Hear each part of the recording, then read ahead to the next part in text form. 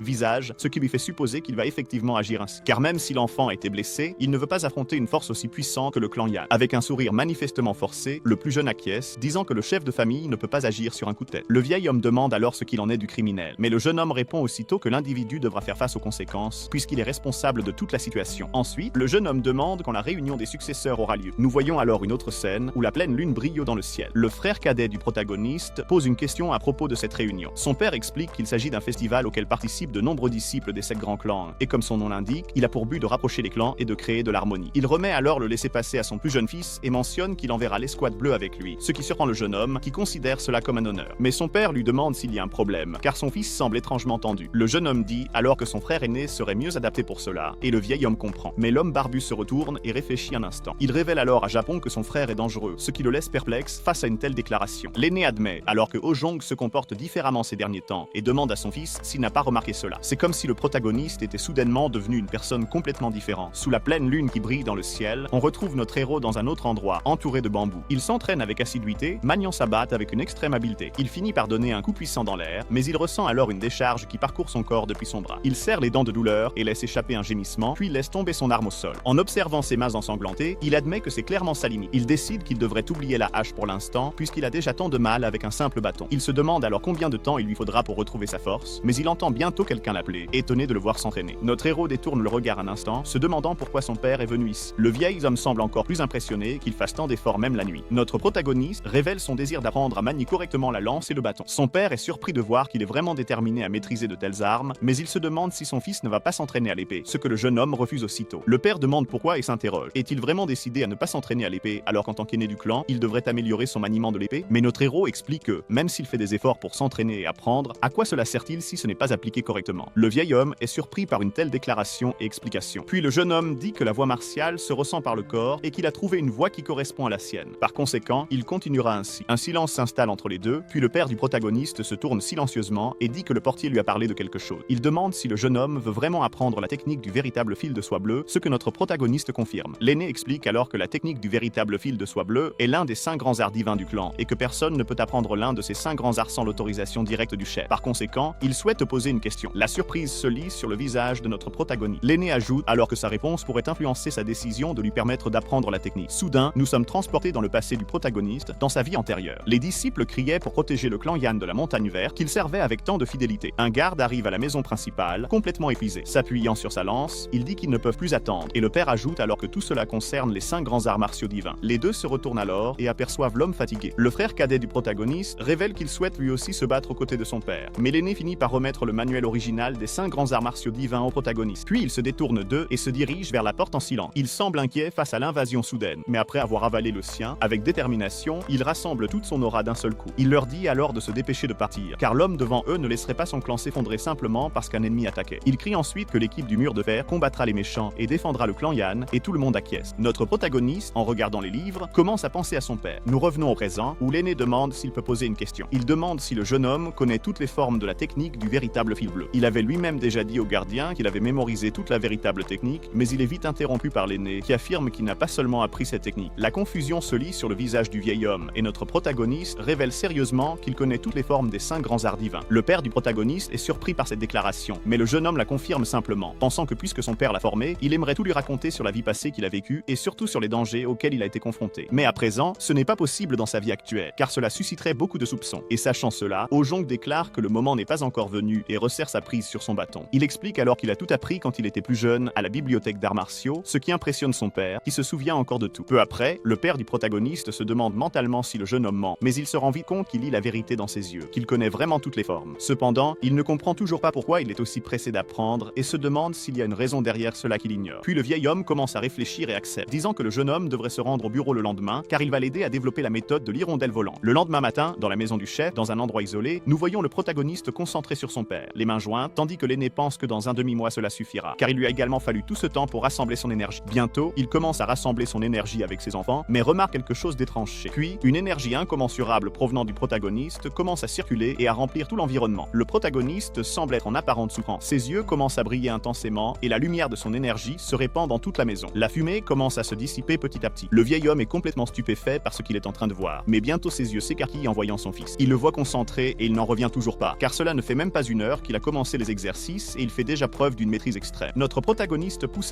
un soupir, regardant droit devant lui avec une détermination et un calme extrême. Bientôt, des hommes s'abattent sur le clan Yan. Notre protagoniste s'incline avec une extrême politesse et annonce qu'ils ont terminé. Le vieil homme continue d'être impressionné par la rapidité. Le jeune homme semble surpris par cela et pense qu'il agit de façon étrange. Il dit alors que c'était très important pour lui de ressentir le ki de son père. L'homme barbu reste silencieux un long moment, puis affiche un sourire sincère, disant qu'il a beaucoup travaillé et que la réunion des successeurs aura bientôt lieu. Notre protagoniste acquiesce, ce à quoi son père répond qu'il souhaite envoyer son frère à cette réunion à sa place. Mais le protagoniste ne semble pas surpris et, avec une expression monotone, dit qu'il comprend. Son père est surpris et demande si Ojong est vraiment d'accord avec ça, mais le protagoniste le confirme simplement et l'aîné lui demande s'il ne veut vraiment pas participer à la réunion. Mais notre protagoniste refuse, disant que personne n'aurait envie de rester assis à regarder une bande de gamins à peine sortis de leur couche se vanter les uns devant les autres. Rien que d'y penser, ça le rend malade, laissant son père complètement stupéfait par une telle attitude. Quelque temps plus tard, nous avons entendu des chevaux galoper. Le frère fait remarquer que la calèche est vraiment immense, ce que le protagoniste confirme tout en mâchonnant une petite plante. Le plus jeune observe alors que la petite calèche était vraiment rapide et d'un ton monotone, le protagoniste le confirme. Un mois passe rapidement et ils arrivent dans la ville d'Anhui où tout le monde semble excité à l'idée de goûter de délicieux plats. Le protagoniste se demande si quelqu'un d'autre n'aurait pas dû aller à la réunion des successeurs à sa place. Mais malgré tout, c'est une bonne nouvelle, car cela te permettra de découvrir la véritable nature de ton ennemi. Il concentre son regard, irradiant une énergie vitale bleue éclatante. Il sait que l'ennemi se trouvera soit dans la grande institution ancestrale, soit parmi les 7 grands clans. Et si tu te souviens bien, les techniques du manuel de l'ennemi venaient de la faction orthodoxe. En plus de ton propre clan, 6 autres participeront à la réunion. Il doit particulièrement surveiller 3 clans. Avec un sourire, il révèle qu'il s'agit des clans Pan-Blanc, Maillon et Zu. Nous sommes ensuite transportés dans une forêt près de la ville d'Anhui où des étincelles volent. Nous voyons un garçon apparemment épuisé debout devant les flammes. Il montre une claire désespérance en se cachant derrière un arbre. Un homme au loin lance un sac explosif dans ta direction. Le jeune homme court pour éviter l'attaque qui finit par exploser contre l'arbre où il se trouvait. Après cela, le garçon recouvre son corps de son énergie qui bleue, évitant ainsi cette attaque extrêmement dangereuse. L'arbre éclate et se disperse dans la zone à cause de l'explosion. L'autre homme regarde autour de lui, remarque que l'arbre est en éclats et suppose que le jeune homme est rapide. Quelqu'un, depuis un autre endroit, commente que c'est évident et l'homme tourne le visage vers la voie. C'est une fille qui dit qu'avec autant de vieux arbres, il a été assez stupide pour utiliser une technique de feu. L'homme à la barbe se prépare désespérément. Puis la fille le regarde sérieusement, disant qu'elle a une question importante à lui poser. Elle lui demande s'il a utilisé tout ce qu'il avait dans ses poches. L'homme est surpris par la remarque de la jeune femme, confirmant qu'il n'a plus de bombe. Il essaie de lui demander d'attendre, mais elle l'attaque aussitôt, lui assénant un coup de paume directement dans l'abdomen, l'envoyant voler sur plusieurs mètres jusqu'à un arbre lointain. La fumée commence à se dissiper progressivement. Bientôt, le petit frère atterrit doucement au sol. La fille ramasse alors un sac d'argent laissé par l'homme. Le jeune homme demande pourquoi c'est toujours lui l'appât, tandis que la fille exprime sa frustration à cause de l'huile dans son sac. Elle ajoute alors qu'en tant que grande sœur, c'est elle qui aurait dû servir d'appât et que, s'il trouve cela injuste, il n'avait qu'à être le premier. Elle lui dit rapidement d'éteindre le feu car elle a faim et que ces deux-là sont Zuju et Zuja. La fille fait remarquer qu'ils vont être en retard à la réunion des successeurs, donc ils doivent se dépêcher et son petit frère lui demande de l'attendre. Un peu plus tard, on découvre le pavillon de la Mélodie Épineuse, un lieu animé où de nombreuses personnes mangent et boivent dans une ambiance conviviale. Dans le salon, on retrouve les deux frères et sœurs en train de savourer un bon repas, jusqu'à ce que la grande sœur remarque quelque chose. Dans ses pensées, elle dit qu'elle a entendu un cri. Elle demande alors à son frère s'il a entendu lui aussi pendant qu'il déguste un bol de ramen. Elle lui dit rapidement qu'ils doivent partir. La jeune femme s'éloigne alors précipitamment de la table, renversant le bol sur le visage de son frère. Il observe la scène et dit qu'il n'a pas entendu un mot de ce qu'elle a dit. On la voit courir à travers la forêt dense et lumineuse, jusqu'à ce qu'à un autre endroit, une chauve-souris s'élève et tournoie dans le ciel. C'est l'arme d'un combattant blessé. Notre protagoniste commente que la trajectoire est stable et que son adversaire a une base solide, mais qu'il y a quelque chose de plus. Il lance alors son bâton en direction de son adversaire. Il admet qu'il ne peut pas y avoir de véritable combat bien mené si l'autre se bat, comme si ce n'était pas une vraie lutte pour la vie ou la mort. L'homme, complètement tendu, serre les dents au loin, caché dans un petit buisson. La fille observe. L'homme plus âgé demande à son maître de le laisser essayer encore une fois. Et soudain, quelque chose tombe dans le buisson. C'est le frère de la fille qui l'a rejoint pour observer l'entraînement. Après un certain temps de combat, le protagoniste assène un coup puissant à son adversaire, qui parvient à peine à le bloquer avec son arme. L'homme tente d'esquiver l'attaque en le poussant sur le côté, mais dès qu'il essaie, l'arme s'arrête à mi-chemin, le laissant perplexe. Soudain, le bâton est instantanément tiré en arrière. Avec cela, notre protagoniste se prépare à porter une nouvelle attaque. L'homme plus âgé est surpris par une astuce aussi ingénieuse. Instinctivement, il parvient à sauter et à esquiver le coup qui visait ses pieds. Mais rapidement, dans un autre mouvement agile, l'arme frappe à nouveau, cette fois touchant directement son abdomen. Au cri de l'homme, la fille reconnaît le son comme étant celui qu'elle avait déjà entendu auparavant. Salivant et ayant du mal à respirer, l'homme tombe à genoux devant le protagoniste qui pense avoir réussi. À ce moment-là, ton corps se sent léger, probablement grâce à l'entraînement constant dès que tu en as l'occasion. Même sa véritable technique de la soie bleue est plus stable en cet instant. Bientôt, il devrait pouvoir passer à la technique des 4 dieux gardiens. Mais soudain, il regarde sur le côté, remarquant quelque chose. C'est le chef de l'escouade bleue. Il s'appelle Shimo. Notre héros déclare qu'il doit s'absenter pour aller se laver et qu'il laisse son invité avec lui, ce que l'homme plus âgé comprend. L'homme à la barbe attend que la personne cachée dans le buisson se dévoile. Il dit alors qu'il peut attendre toute la journée qu'il se monte. Le buisson commence à s'agiter rapidement à ce murmure. Enfin, la fille se lève et se révèle à l'homme, laissant son frère complètement choqué et surpris. Elle se présente rapidement comme Gigilan et s'excuse d'être venue ici parce qu'elle a entendu un cri. Elle fait sortir son petit frère et le présente à l'homme. L'homme à la barbe fait remarquer qu'il est très impoli d'espionner un duel, tandis que le protagoniste se demande d'abord si elle est vraiment quelqu'un de Gigil. Il a rapidement remarqué la manière d'être de ces personnes, mais il y a quelque chose de plus. La fille reproche à son frère d'être venu ici en courant et dit qu'elle devra le gronder plus tard. Les deux frères s'enfuient pendant que le garçon essaie de suivre, et notre protagoniste garde en tête que la nature de son énergie est différente de celle des criminels. Il ne peut pas tirer de conclusion tant qu'il n'a pas vu ses arts martiaux, car dans ce monde, même un moine peut être un meurtrier. La même fille tourne alors son visage vers notre protagoniste. Elle l'observe à distance pendant qu'il lui tourne le dos. Elle remarque qu'il la regarde aussi et se demande qui finira par le gronder ce soir-là. On voit l'hôtel brillamment éclairé. Soudain, une énorme explosion se produit. La vaisselle du lieu éclate, répandant un vacarme dans toute la salle. Tout le monde panique à cause de l'incident. Ils regardent rapidement autour d'eux et crient de désespoir. Une épaisse fumée commence à monter vers la fenêtre. Au loin, un homme frappe violemment le sol, le brisant. Cet homme-là, absolument effrayant, se rend compte que la personne qui a blessé son subordonné se trouve à cet endroit en train de verser de la cire sur le sol. Il souhaite que le coupable se monte et suppose qu'il mettra le feu à l'endroit si ce n'est pas le cas. Le petit frère demande d'où vient tout ce feu, mais la jeune femme répond que c'est la suite de ce qui s'est passé la veille. Le garçon, confus, lui demande ce qu'elle veut dire par là. La jeune femme répond aussitôt qu'il s'agit du patron du type qu'elle a vaincu. Son frère suggère qu'ils ont besoin de l'aide du jeune clan, mais la jeune fille disparaît rapidement. Elle avance pendant que le garçon décide de chercher de l'aide par lui-même, puisque sa sœur sera occupée. Avec beaucoup de grâce et de beauté, elle se prépare à atterrir. Elle descend élégamment sur le toit, les observant. Puis elle crie qu'elle est là, alors il peut arrêter de jouer avec le feu. L'homme blessé dit qu'elle est responsable, avec un bras cassé. Il dit à son patron que c'est cette fille qui l'a attaqué. Il suggère qu'il la capture et la torture, mais quelque chose se passe rapidement. Un coup violent frappe son abdomen d'un seul coup. L'homme horrible révèle qu'il ne peut pas la voir à cause de la personne qui se trouve devant. Il lui demande alors de descendre pour qu'il puisse parler correctement, car ils doivent se présenter en personne. La fille se rend compte que cet homme peut utiliser la technique de la paume de l'ombre et demande ce qui se passera si elle refuse. Tous les serviteurs de l'homme réalisent qu'elle vient de refuser et commencent à lancer des sacs dans sa direction. Avec un sourire, l'homme pointe la fille du doigt en utilisant ses deux bras. Il continue avec un sourire malicieux, comme s'il contrôlait totalement la situation. Les sacs s'approchent en dégageant une étrange aura rouge, prêt à exploser. La fille remarque les étincelles et s'alarme rapidement, mais son frère saute aussitôt devant elle en utilisant la technique appelée âme céleste pour ramasser tous les sacs d'un coup. Avec eux dans ses bras, il saute dans une autre direction. Il atterrit ensuite gracieusement au sol avec les grenades de cire, mais soudain, une douleur inhabituelle se lit sur son visage. Sa sœur accourt pour voir qu'il a été touché par des kunais. Les armes émettent une énergie rouge avec une teinte rose de poison. Cela fait commencer au pauvre garçon à ressentir les effets. La fille le sent et comprend rapidement qu'il s'agit de poison. Elle devient désespérée à l'idée que son frère puisse mourir. Les dagues reviennent dans les mains de l'homme qui lui dit de ne pas s'inquiéter. Il explique qu'il existe un antidote qu'il possède car il a besoin de les garder en vie pour pouvoir les vendre. Il se révèle alors comme le seigneur du feu et de la foudre de la grande philosophie de Maban. Faisant rayonner son aura bleue, la fille exige l'antidote. Mais bientôt ses exigences se transforment en une menace féroce enveloppée par son aura. On aperçoit les décombres de la zone autour d'eux et au-dessus du bâtiment. Notre protagoniste observe toute la scène. Jipan, le frère cadet, s'approche et demande s'il doit ordonner à l'escouade bleue de se concentrer sur l'extinction de l'incendie. Il révèle également que le clan Jagal a demandé de l'aide, mais Ojong lui dit de rester calme car le feu ne se propagera pas. Le plus jeune dit alors que si c'est le cas, il devrait aider le clan aussi vite que possible, mais il ne reçoit aucune réponse de la part de notre protagoniste. Cela laisse le frère cadet perplexe, tandis que son aîné reste totalement concentré à observer la jeune fille. Il pense en lui-même, l'encourageant à ne pas s'arrêter et à en montrer davantage. Il a besoin d'en apprendre plus sur les arts martiaux du clan Jagal, car avec ses techniques, il pourrait être à égalité. Il garde à l'esprit que si ce sont les criminels qui ont détruit son clan, le suspense monte alors qu'il observe la jeune fille. Il révèle qu'il transformera toute la province de Rubé en une mer de feu, en commençant par la jeune fille si elle s'avère être une ennemie. Soudain, une autre explosion se produit sur les lieux. La jeune fille bouge sa paume de façon délibérée. Elle garde une posture de combat, bien campée sur ses appuis. L'homme de grande taille est impressionné par cela. Il se rend compte que le secret du clan Jagal est effectivement quelque chose de précieux, car il semble s'agir de la première technique divine du Gunois. La jeune fille commence rapidement à concentrer son énergie dans ses mains, tout en gardant à l'esprit qu'elle doit se dépêcher. L'homme commente qu'elle est vraiment sans cœur, puisqu'elle n'utilise sa technique secrète qu'après l'effondrement de son frère. Cela la met en colère, ce qui lui permet d'éclaircir ses pensées. L'homme plus âgé dit que c'est presque mignon, car cela va mettre fin à sa courte vie, mais il est vite interrompu lorsqu'il remarque un coup de pied foncer vers lui à une vitesse extrême. En se penchant en arrière, il parvient à éviter le coup. Cela laisse la jeune fille impressionnée et stupéfaite par ce mouvement. L'homme lance alors 3 autres couteaux dans sa direction. La jeune fille esquive promptement le premier, concentrant son énergie dans sa paume. Elle se prépare. Elle saute en l'air, esquivant les autres punais qui ont été lancés. Elle atterrit avec une technique céleste du pied mineur directement sur l'abdomen de l'homme. Il est repoussé sous l'effet d'un impact violent. Il glisse sur le sol avec une facilité déconcertante, pour ainsi dire. Essoufflée, elle se rend compte qu'elle a réussi à le toucher. Elle avance alors de nouveau pour une autre attaque, cette fois en visant plus haut, essayant de toucher directement sa tête. Mais rapidement, l'un des Kamaya vole vers vers elle, se dirigeant droit sur sa tête avec une trajectoire parfaite. Cependant, avec une agilité extrême, la jeune femme parvient à esquiver l'attaque préventive qui a été lancée. L'homme est impressionné, gardant ses yeux bas l'effroi. La jeune femme, s'en rendant compte, s'éloigne car il a réussi à contre-attaquer même après avoir reçu un coup aussi puissant. Peu après, l'homme crache légèrement et dit que c'était effectivement un coup douloureux. Puis il annonce qu'il va complètement détruire la jeune femme en lançant ses armes. Aeon les esquive rapidement avec une agilité extrême, mais à mesure que d'autres lames sont lancées, elle parvient à les dévier, les brisant en plein vol avec une force et une technique remarquables. Mais dès qu'elle regarde devant elle, elle aperçoit quelque chose de terrifiant. L'homme court vers elle à une vitesse incroyable. Il lui assène rapidement un coup de pied sur le côté d'un seul mouvement. La jeune femme ressent la douleur de ce coup, mais faiblement. En utilisant son bras, elle parvient à amortir légèrement l'impact. Elle enroule alors son bras autour de la jambe de l'homme, la retenant, et se prépare à donner un coup de poing avec son autre main libre. Elle assène un coup puissant directement sur la poitrine de l'homme. Sur ce, ils s'éloignent tous les deux à nouveau. Elle montre des signes d'épuisement, tandis que l'homme commente que c'était prévisible. Il continue d'afficher son sourire malveillant et sarcastique, voyant que la jeune femme n'a plus de force. Elle paraît désespérée un instant, alors que l'homme plus âgé se rend compte que cet art martial l'a trop épuisé. J'ai du mal à respirer, peste-t-elle, et ses pensées sur sa faiblesse la tourmentent. Le reste des hommes décide d'attaquer, maintenant qu'elle est épuisée. Elle se retrouve encerclée alors que les ombres s'approchent. Elle serre les dents de désespoir, réalisant qu'il n'y a aucune issue. Au loin, le feu se propage encore plus dans la forêt. Notre protagoniste observe la scène avec une certaine froideur. Son frère essaie de l'interpeller, mais il saute bientôt par-dessus la rambarde, déclarant qu'il va tous les attaquer d'un coup. Notre héros observe la scène, gardant toujours une expression neutre. Il pousse alors un léger soupir, réalisant que son frère est vraiment têtu. Il se dit qu'il n'y a pas grand-chose qu'il puisse faire ici. Le jeune homme saisit alors son arme et se prépare rapidement à la lancer vers le champ de bataille, la tenant avec une force et une brutalité extrême. Il la lance d'un coup vers l'arête. L'un des hommes qui s'apprêtait à attaquer la jeune fille finit par la frapper directement au côte. Elle chancelle en arrière à cause de la douleur provoquée par le coup. Elle admet intérieurement qu'elle ne sent plus ses forces. Les hommes sont ravis de voir qu'elle ne saute plus partout, trouvant la scène extrêmement satisfaisante. L'un des hommes dit qu'il devrait en profiter alors que l'arme vole vers eux. La batte frappe rapidement et le décapite d'un seul coup. Du sang éclabousse le visage de la jeune fille, la laissant avec une expression de surprise. Elle voit l'homme s'effondrer au sol, tandis que tout le monde reste stupéfait. Depuis le brouillard environnant, quelqu'un s'approche d'elle. C'est le protagoniste qui reste calme malgré tout. Il pousse un profond soupir et l'homme abominable lui demande qui il est. La jeune fille réalise qu'il s'agit du jeune maître du clan de la montagne verte. Elle se demande s'il va vraiment l'aider, mais reste perplexe quant à la raison pour laquelle il la regarde d'un air aussi menaçant. Soudain, un homme s'approche. Il arrive d'un air intimidant à côté du protagoniste, disant que lorsque le capitaine pose une question, il faut répondre, mais il est interrompu lorsqu'il s'effondre au sol, inconscient. Tout le monde autour est déconcerté par cela, tandis que le protagoniste ramasse l'arme tombée par terre. Ojong pose le pistolet sur son épaule, observant les hommes présents. Ils hésitent, mais parviennent tout de même à encercler notre héros. Tout le monde se demande ce que le jeune homme vient de faire, mais rapidement, le garçon se prépare, adoptant une posture solide avec son arme. Le chef crie à ses hommes d'essayer de l'arrêter, mais le protagoniste commence à libérer son aura et se déplace à une vitesse incroyable, si folle qu'on a l'impression qu'il y a plusieurs lui dans la zone. Sur ce, il fonce sur un homme imposant et le met à terre d'un seul coup. Un autre est frappé à la tête et vaincu de la même manière. Puis, le crâne de l'un des hommes est également écrasé par l'énorme arme que notre héros portait. Même après tant de coups, le garçon refuse de s'arrêter et continue d'avancer, assénant des dizaines de coups en même temps. Les os de ceux qui sont touchés finissent par se briser en milliers de morceaux. Le bras de l'un des hommes se retrouve même tordu dans le sens opposé. Le méchant reste là, l'air incrédule, regardant toute la scène se dérouler. Ainsi, notre protagoniste élimine la dernière cible, se retrouvant face à face avec le dernier méchant encore de l'homme plus âgé et terrifié par la scène. Il vient de réaliser que tous ses compagnons sont morts, car le protagoniste n'a attaqué que leurs points vitaux. Recouvert d'une aura rouge, il dégaine un cuné en tenant deux à la fois. Le méchant demande alors qui sont les héros. Alors que la jeune femme se relève, le visage rougit, elle essaie de le remercier, mais le protagoniste lui saisit rapidement le bras. Elle tente de demander ce qu'il se passe, mais le jeune homme lui ordonne simplement de se taire. Ce qu'il veut vraiment, c'est voir le vrai chi de la jeune fille. Alors qu'il la tient, il peut entrevoir son énergie. En la regardant, il se demande si elle est son ennemie, mais il réalise rapidement quelque chose. Il la relâche aussitôt. Notre héros lui ordonne alors de prendre son frère et de partir, laissant la jeune fille perplexe. Avant de partir, elle le prévient que les principales armes de l'homme sont des couteaux. Elle ajoute qu'il possède aussi des armes dissimulées, en insistant sur le fait que toutes les lames sont empoisonnées et qu'une simple égratignure peut être fatale. Mais le protagoniste l'interrompt, lui disant de faire ce qu'il dit. Il lui rappelle de partir immédiatement, car elle ne fait que gêner. Surprise, la jeune femme le regarde. Puis, elle soulève son frère et le met aussitôt sur son épaule. Le méchant demande ironiquement s'il a terminé. Il se moque en disant que faire le dur devant une fille dans son état n'est pas approprié. Mais le protagoniste comprend rapidement que ces techniques sont celles des arts martiaux silencieux du feu rouge, ce qui surprend l'homme par cette révélation. Le méchant demande alors comment il connaît sa technique. Avec un léger sourire, il décide lui aussi de poser une question, voulant savoir quel art martial le jeune homme va utiliser. La jeune fille, avec une agilité et une habileté extrême, saute très haut dans le ciel. Elle porte toujours son frère avec précaution, mais se mord la lèvre en pensant à quel point toute cette situation est agaçante. Elle se dit qu'elle fera en sorte que le protagoniste lui doive quelque chose la prochaine fois. Alors qu'elle passe près d'un membre de l'équipe bleue qui interpelle le jeune maître, il informe qu'ils se sont occupés de l'incendie à la porte sud-ouest et demande s'ils doivent aider le maître. Mais le jeune homme reste silencieux. Le membre le plus âgé de l'équipe demande ce qui se passe. Le garçon appelle aussitôt le chef, qui est curieux de savoir ce qu'il a à dire. Le garçon s'approche du chef tout en observant la scène jonchée d'innombrables cadavres. Il demande si l'homme pense vraiment que son frère a besoin de l'aide de gens comme eux, étant donné ce qui se passe. Il s'agit d'un massacre perpétré par une seule personne. L'homme peut ressentir l'énorme poids de l'arme du protagoniste. Le jeune homme reste sceptique, avec un regard froid et calculateur, mais il lance tout de même une nouvelle nouvelle attaque contre l'homme plus âgé, le frappant violemment au niveau du cou. Le visage de l'homme plus âgé se tord encore davantage, rendant son expression encore plus grotesque, et, du sang coulant de sa bouche, il serre les dents de douleur, mais réagit rapidement en lançant un couteau sur le jeune homme. Le protagoniste l'esquive avec une agilité extrême, effectuant une roulade vers l'homme. L'autre homme n'arrive pas à suivre la vitesse et continue de regarder droit devant lui, jusqu'à ce qu'il reçoive un violent coup dans le dos, le faisant hurler de douleur. L'homme tombe au sol, étourdi, tandis que notre protagoniste atterrit avec grâce. L'homme plus âgé se relève rapidement, déclarant qu'il va le tuer. Ojang acquiesce, disant qu'il commence à s'ennuyer et déstabilise ainsi son adversaire. Avec un léger soupir, il admet qu'il avait hâte de voir quelqu'un utiliser une telle technique martiale. Mais jusqu'à présent, le plus âgé ne s'en est servi que pour renforcer ses couteaux et il se demande si ce n'est pas une honte pour lui. L'homme reste tendu et irrité par la provocation du protagoniste. Cependant, le jeune homme continue de l'insulter, disant qu'il n'a même pas utilisé d'attaque de feu, insinuant que Mi-Jang ne mérite pas son titre. Bâillant d'ennui, Ojang demande à Mi-Jang d'être honnête, s'interrogeant sur le fait qu'il ait réellement appris la technique du dieu silencieux ou s'il a déjà vu de telles compétences utilisées en pratique et en action. Nous avons ensuite une explication sur la technique des 4 dieux gardiens, un art martial qui commence avec l'énergie divine du Nord, mais des questions subsistent quant à la raison de ce choix. Un homme à la peau foncée pointe quelque chose du doigt. Il s'agit d'un mur devant lui qu'il perce d'un seul doigt. Il retire ensuite sa main, laissant un trou parfaitement formé. Il explique que le ki du dieu de l'eau est le plus solide des 4 dieux, ce qui le rend très délicat. À son apogée, il peut même bloquer des béliers et des canons. Nous voyons que c'est le maître du protagoniste qui lui transmet les enseignements de base. Ojang observe pendant que le vieil homme concentre son énergie sur la pierre. Il crée ensuite un dessin sur le mur en utilisant ses arts martiaux. Il explique qu'avec le temps, on affine délicatement sa pratique des arts martiaux. Puis il dessine quelque chose d'étrange sur le mur. C'est une représentation d'une immense tortue lion et le vieil homme dit que c'est le dieu du Nord. Notre jeune protagoniste touche le mur et demande ce qu'il doit faire pour éveiller un tel pouvoir. Le vieil homme décide d'être honnête et admet qu'il n'a pas atteint ce niveau. Il conseille à Ojang de profiter de l'intention meurtrière de l'ennemi et de l'esprit du guerrier, tandis que la fureur infernale fait jaillir l'énergie du dieu de l'eau. Le vieil homme commence à grincer des dents sous l'effet d'une colère intense. Puis il prend un ton démoniaque en déclarant qu'il va exaucer son vœu. Il lâche ses armes de ses deux mains. Aussitôt après, il fonce en avant même que les armes ne touchent le sol. Dès que les armes touchent le sol, il est déjà à plusieurs mètres de notre protagoniste. Mais Ojang semble toujours s'ennuyer face à cette situation agaçante. L'homme aux yeux brûlants pense en lui-même que ce sont là les enseignements du feu rouge silencieux dont il parlait. Cependant, lors de l'attaque, notre jeune héros esquive facilement. Il enchaîne avec 3 autres attaques que Ojang évite également sans difficulté. Bientôt, notre héros conclut que tout cela est incroyablement faible. Il balaie cela d'un revers de main en disant que ce n'est que du feu, même pas comparable à une fourmi. Il se demande alors si l'homme possède d'autres talents, tandis que le méchant continue d'attaquer férocement, mais que le protagoniste continue d'esquiver. Pris d'une colère extrême et les veines saillantes, Mian ne peut que maudire le protagoniste. Animé d'une haine profonde, il jure que même les organes internes du protagoniste seront réduits en cendres. Son cœur bat furieusement, animé par le désir de vengeance à cause de l'humiliation qu'il a subie. Sur ce, il s'avance, la main enveloppée de flammes infernales, mais finit rapidement par frapper le mur où se trouvait notre protagoniste. Le bois se désintègre au contact de la main de l'homme. Notre protagoniste ne peut que sourire face à la situation. Extrêmement épuisé et les veines saillantes, le vieil homme se rend compte que le garçon ne fait que rire. Cela ne fait que le pousser à attaquer encore plus violemment, tandis que notre protagoniste pense en lui-même qu'il lui suffit d'encore un peu. La silhouette de l'homme commence à se déformer à mesure que sa colère grandit. Malgré cela, il continue d'attaquer avec une brutalité extrême, mais notre protagoniste esquive avec aisance et grâce. Il garde à l'esprit qu'il a besoin de plus de ce pouvoir. Le vieil homme parvient alors à frapper l'arme du protagoniste, l'envoyant valser dans les airs. Il enchaîne avec un coup de griffe en criant à Ojang d'aller dans l'autre monde. Mais rapidement, le protagoniste attrape sa main et entrelace leurs doigts. L'homme affirme que c'est imprudent et insensé, car le garçon va mourir brûlé. Avec un sourire mauvais et arrogant, il commence à canaliser son énergie, mais son aura commence à disparaître peu à peu au milieu de ses rires. Elle s'éteint complètement alors qu'une aura bleue entoure son corps. Il se rend compte qu'il s'agit de vapeur d'eau nouvellement formée. En baissant les yeux, il remarque un océan à ses pieds. Il semble grandir, comme s'il allait submerger le vieil homme. Désemparé et incrédule, il se demande ce qui se passe. Mais en réalité, il était déjà tombé sur la carapace de la tortue bien avant. C'était la technique que notre protagoniste avait cherché à éveiller. Mbaping se rend compte que ses arts obscurs ont été complètement anéantis. Pendant ce temps, notre héros proclame que l'être s'est éveillé. C'est le dieu de l'eau de la 60e année du souverain du Nord, et maintenant il va utiliser son pouvoir. Voici le dieu tortue qui est venu t'aider. Le méchant est complètement terrifié par la scène. Mian essaie de faire apparaître son feu à nouveau, mais il se rend compte que c'est impossible. Le nez en sang, il se demande si tout ce qu'il a utilisé a simplement été réutilisé par le protagoniste, en particulier ses enseignements. Son saignement s'aggrave rapidement. Pris d'une fureur extrême, il fonce en jurant et assène un coup de poing au protagoniste, tout en se demandant ce qu'on a fait à son qui intérieur. Mais soudain, un grondement se fait entendre. C'est l'homme qui est projeté au loin. Il s'effondre au sol, tandis que notre protagoniste le remercie. Ojang annonce alors que grâce à lui, il est désormais capable d'invoquer facilement la tortue. Honteux, le vieil homme supplie qu'on lui accorde la clémence, mais notre protagoniste, d'un ton sérieux et menaçant, déclare qu'il va laisser le méchant jouer avec le feu qu'il aime tant. Cela remplit le visage du méchant d'une terreur pure. Notre protagoniste rassemble tout son chi dans sa jambe, se préparant à donner un coup de pied puissant. Les pupilles du méchant disparaissent, alors que le pied s'approche de son visage. Le coup de pied le frappe de plein fouet, projetant l'homme en arrière. Le méchant est jeté dans les flammes qu'il avait lui-même provoquées. Il hurle de désespoir, tandis que le feu consume son corps. Les yeux fixés sur le protagoniste, Mban ne peut qu'hurler alors que sa langue fond dans les flammes. Mais notre protagoniste reste là à regarder. Il garde une expression calme et sérieuse, comme s'il n'en avait rien à faire. Son frère se tient derrière derrière lui, complètement choqué par ce qu'il vient de voir. Un peu plus tard, on voit la province vue d'en haut après l'attaque. Un homme en haillons demande dans quel état sont les murs extérieurs, car ils ont beaucoup brûlé. Mais un autre homme répond qu'ils ne sont pas si abîmés et que les dégâts limités relèvent du miracle. Le vieil homme révèle qu'il a entendu dire que le jeune maître du clan des jeunes de la montagne verte a capturé un incendiaire tout seul. Le mendiant crasse tape sur l'épaule de son compagnon pour réclamer sa part des informations qu'il possède. Un autre homme intervient en disant qu'il a entendu dire que non seulement le jeune maître a attrapé l'incendiaire, mais qu'il a aussi brûlé vif. Mais l'homme costaud rétorque que le jeune maître est bien trop prestigieux pour faire une chose pareille et qu'il ne commettrait jamais un tel blasphème. Bientôt, quelqu'un arrive en courant, un homme manifestement très cultivé. Il s'approche du mendiant et lui demande s'il a voyagé jusque-là. Avec des mains propres, le nouveau venu saisit le brassal du mendiant, disant qu'il aurait libéré son emploi du temps à l'avance s'il avait su qu'il viendrait plus tôt. Mais le mendiant répond qu'en tant que mendiant, il ne devrait pas accaparer le temps du seigneur du pavillon de la mélodie épineuse, et qu'il est seulement venu voir comment avançait la restauration. Le vieil homme révèle que tout se passe bien grâce à l'aide de la secte des mendiants, et l'homme barbu dit que s'il y a le moindre problème, il doit en être informé. L'homme élégant s'incline alors et prend congé. L'homme en haillons demande qui c'était, mais le vieil homme explique qu'il est responsable de l'embauche de tous ceux qui sont là pour aider le pavillon de la mélodie épineuse. Cela laisse les deux hommes complètement choqués et impressionnés. Cet homme est responsable de l'organisation de renseignements de la faction orthodoxe, et il est le successeur de la secte des mendiants. Caressant sa barbe, il pense au protagoniste, notant qu'il a vaincu sans difficulté quelqu'un comme Mabang, l'un des 13 de la faction orthodoxe. Il s'appelle Gudoksan, et il avoue qu'il meurt de curiosité, disant qu'il vaut mieux voir à quoi ressemble le jeune maître en personne. Il s'enfuit alors en déclarant que le prochain endroit où mendier sera la réunion des successeurs. Un peu plus tard, ailleurs, on voit une forêt caressée par une brise légère. C'est là que notre protagoniste s'entraîne. Il réfléchit au fait que le gardien tortue est spécialisé dans les arts martiaux défensifs, mais qu'il est possible d'utiliser sa force pour en faire un excellent art martial offensif. C'est aussi très efficace pour purifier le qui est trouble. Et depuis l'Antiquité, on dit que si le yin du gardien est fort, alors il n'y aura aucune énergie négative dans le corps. Soudain, le jeune homme regarde sur le côté. Le chef de l'équipe bleue lui demande s'il a terminé son entraînement, ce à quoi il répond par l'affirmative et demande des nouvelles de son frère. L'homme barbu dit que le jeune Jipong voulait rester seul un moment. Notre protagoniste est surpris, car ce n'est pas dans les habitudes de son frère de dire une chose pareille. Un doute flotte dans ses yeux pendant un instant. Il regarde alors les autres membres de l'équipe, mais remarque que l'atmosphère est tendue dans la zone, jusqu'à ce qu'il réalise quelque chose. Il aperçoit la jeune fille de tout à l'heure qui était venue le voir. Il lui dit de retourner au clan Zhou puisqu'elle est déjà rétablie, mais la jeune fille attrape aussitôt ses vêtements. Elle révèle qu'elle a une question extrêmement importante à lui poser. On voit alors un arbre, loin des deux personnages. Quelqu'un laisse échapper un bref soupir d'épuisement apparent. C'est le frère du protagoniste qui se trouve au sommet de ce gigantesque arbre. Il pensait bien connaître son grand frère, mais la scène du visage du protagoniste, accompagnée du cri de cet homme, reste gravée dans son esprit. Il se rend compte qu'il avait tort de croire qu'il connaissait ne serait-ce qu'un peu son frère. Alors que l'homme réfléchit, il entend soudain quelqu'un lui demander d'arrêter de le suivre. Il se rend compte qu'il s'agit de son frère, accompagné de la personne du clan Juga, qui a une question à lui poser. Il commence à reconsidérer ses actes, se rappelant comment son père lui avait dit un jour que l'espionnage était mal, tandis que son frère soutenait que c'était la bonne chose à faire dans certaines situations. Avec cela en tête, le petit frère saute de l'arbre, s'excusant auprès de son père et dans ses pensées. Puis, depuis l'arrière des arbres, il commence à suivre les deux autres. Ils finissent par atteindre une partie plus isolée de la forêt, où presque personne ne peut les voir. Zhang pousse un soupir et demande ce qui ne va pas exactement avec la fille. Elle invoque sa sphère d'énergie, expliquant que la technique du gui noir est un art martial puissant. Elle a réussi à toucher directement l'abdomen de cet homme, Mabang. Cependant, elle se demande pourquoi il n'a subi aucun dégât. Le protagoniste explique alors que la raison se trouve dans son pied, puisque son élément est le bois, ce qui la déroute. Zhang se rend compte qu'il aborde la situation comme un amateur. Il révèle que l'odeur fraîche, douce et vivifiante de son qui indique qu'il possède la même essence que les bouleaux, mais il manque encore quelque chose à l'explication. Les arts martiaux de cet homme, issus des enseignements du feu rouge silencieux, sont un élément visible du feu qui ressemble à une flamme ardente, et si l'on jette un arbre brûlé dans le feu, les flammes ne s'éteindront pas. Il explique que la jeune fille a simplement eu la malchance de tomber sur quelqu'un avec un élément opposé. Elle réfléchit, réalisant qu'elle n'avait pas envisagé que la différence dans les propriétés du pied, sur lequel elle s'était tant entraînée, serait la cause. Le protagoniste demande si c'est tout, mais la jeune fille avoue qu'elle a une autre question. Elle se demande pourquoi il semble un peu plus cruel que nécessaire. Après tout, le seigneur du feu et de la foudre avait beau être extrêmement méchant et ignoble, il a tout de même été brûlé vif. Le protagoniste demande pourquoi elle considère cela comme cruel, et la jeune fille, les cheveux attachés, répond qu'une personne ordinaire verrait forcément cela comme cruel, puisque tout le monde a regardé cette scène complètement choqué. Notre protagoniste comprend enfin pourquoi son frère s'est isolé et pourquoi l'atmosphère était devenue si lourde. Il s'agit d'une faction orthodoxe et il a agi comme l'empereur noir, mais il reconnaît que ses actions n'étaient pas entièrement mauvaises. Il révèle alors que l'homme ignoble avait menacé la vie de son frère bien-aimé. De plus, c'était un scélérat qui avait déclenché un incendie, mettant d'innombrables vies en danger, ce que la jeune fille admet en partie, mais elle essaie d'ajouter autre chose. Le protagoniste l'interrompt aussitôt, affirmant que la mort est juste pour tout le monde, car une bonne ou une mauvaise personne rencontrera la mort de la même manière. Dans ce cas, cela n'a pas d'importance, car la façon de mourir ne devrait pas être différente pour l'un ou pour l'autre. Il partage alors son idéologie selon laquelle les méchants devraient mourir dans la souffrance, tandis que les bonnes personnes devraient trouver le repos en paix, sans souffrir, car c'est ça en quoi il croit. La jeune fille reste sceptique, avec une expression à la fois pensive et profondément impressionnée. Elle pense que le garçon a son âge, mais il parle comme s'il avait l'âge de son père, ce qui rend la situation encore plus étrange. Elle fait alors remarquer que l'aura du protagoniste ressemble à celle d'une personne âgée et très sage, mais le jeune homme révèle qu'il n'a que 18 ans. Le personnage lui dit rapidement d'arrêter de froncer les sourcils, car il a l'air de quelqu'un qui a déjà vécu toute sa vie, mais il répond par un profond silence. silence. Il regarde en arrière, prend conscience de ce qu'il vient de dire et comprend que cela pourrait poser problème puisque le Japon les observe. Il regarde alors de nouveau devant lui, sachant qu'un jour, son cher petit frère comprendra cela. La jeune fille réalise qu'elle doit rester prudente car elle reçoit encore de l'aide de cette personne. Elle révèle qu'elle déteste être redevable envers quelqu'un, ce à quoi le protagoniste lui répond simplement de rembourser sa dette. Mais elle rétorque aussitôt, lui demandant de se taire. Elle révèle alors qu'elle a 1 an de plus que le protagoniste, donc il devrait l'appeler Nuna ou grande sœur, ce qui le laisse sans voix. Peu après, la scène se déplace à 2 jours avant la réunion des successeurs dans la ville d'Anui, où les gens se promènent joyeusement dans les rues. Notre protagoniste arrive, accompagné de l'escadron bleu, à cheval. Le chef de l'expédition annonce qu'ils sont arrivés dans la ville d'Anui. Après être descendu de cheval, il s'approche du lieu de la réunion. L'homme frappe à la porte, déclarant qu'ils viennent du clan de la Montagne Verte et demandant qu'on leur ouvre le portail. Les grandes portes de la propriété s'ouvrent, vous permettant d'entrer. Un homme obèse apparaît devant eux, apparemment chargé de les accueillir. Avec une expression sérieuse, mais légèrement moqueuse, il observe les jeunes du clan de la Montagne Verte.